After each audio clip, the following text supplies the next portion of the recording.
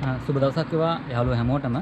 Colombo production අපි අද ඉන්නේ කොළඹ බදුල්ල මාර්ගයේ රත්නපුර පාස් කරලා කිලෝමීටර් 10ක් විතර ඇහිලා. කොළඹ ප්‍රොඩක්ෂන් අපි අද යනවා බලංගොඩ ප්‍රදේශයේ තියෙන තවත් සුන්දර ස්ථානයක් දැක බලා ගන්න. මේ ස්ථානේ පිහිටලා තියෙන්නේ රත්නපුර බලංගොඩ ප්‍රදේශයේ නන්පෙරියල් වතුයායේ. නන්පෙරියල් වතුයායේ මේ තියෙන බේකර්ස් බෙන් එක හිරිකටුවේ නරඹන්න තමයි අපි අද යන්නේ. විශේෂයෙන්ම කියන්න ඕන දෙයක් තමයි බේකර්ස් බෙන් එකත් හිරිකටුවේත් අතර විශාල දියල් ප්‍රමාණයක් තියෙනවා නරඹන්න. ගොඩක් සංචාරකයන්ට බලන්න අවස්ථාවක් හම්බෙන්නේ නැති මේ දියලි නරඹලා හිරිකැටුවත් බලාගෙන බේකර්ස් බෙන් එක බලන්න යමු අපිත් එක්ක.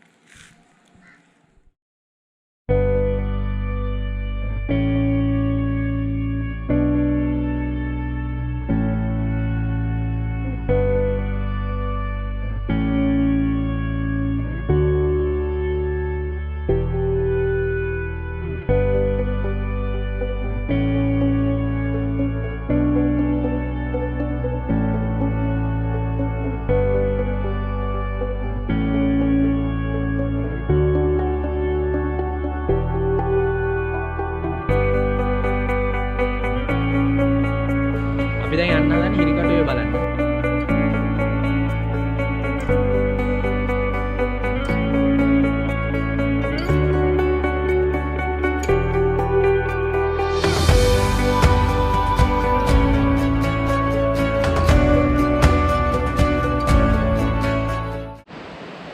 අපි දැන් ඉන්නේ හිරිකටුවේ. හිරිකටුවේ එහා පැත්තෙන් ගලා බහිනවා. අපි දැන් හිරිකටුවේට යනකොට යන පාරේ අපිට ඉස්සෙල්ලාම දකින්න හම්බ වෙන්නේ මෙන්න වගේ දසුණක්. මේක ඇවිල්ලා මිනිස්සු මෙතෙන්ට ඇවිල්ලා ගේන දේවල් මෙතන දාලා යනවා. මෙතන අපවිත්‍රයි. අනික මෙතන මේ සත්තු මේවා ආහාරයට ගන්නවා. එතකොට මේක මේ අනාගතයේ දවසක ඉන්න පරම්පරාවට මේක අපිට නරඹන්න බැරි වෙනවා. අවදාවත් කුණු මෙතන දාලා යන්න එපා. ඔබ කියන සියලුම දේ අනිවාර්යෙන් රැගෙන යන්න. නැත්තම් මේ සුන්දරත්වයේ පරිසරයේ තියෙන සුන්දරත්වයේ කාලයක් යනකොට අපිට දැක ගන්න වෙන එකක් නැහැ. මම ඔයාලගේ ආදරණීය ඉල්ලීමක් කරන්නේ මේ දේ කවදාවත් කරන්න එපා.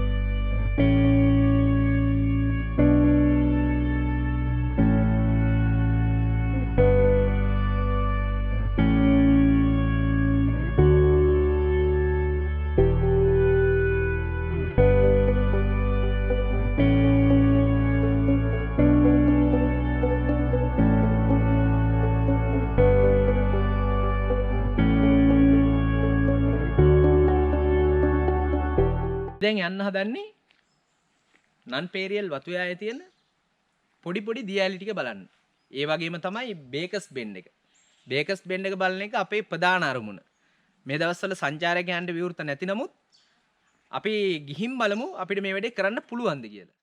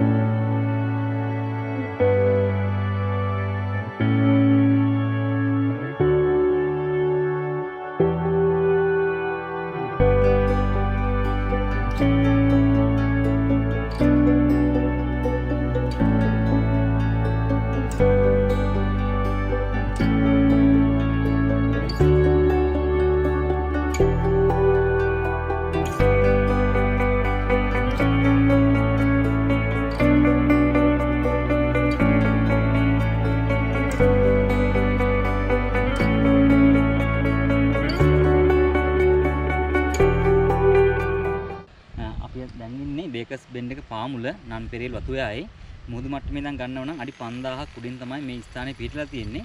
අපි මෙතෙන්ට ඇවිල්ලා දැන් ටිකක් වෙලයි.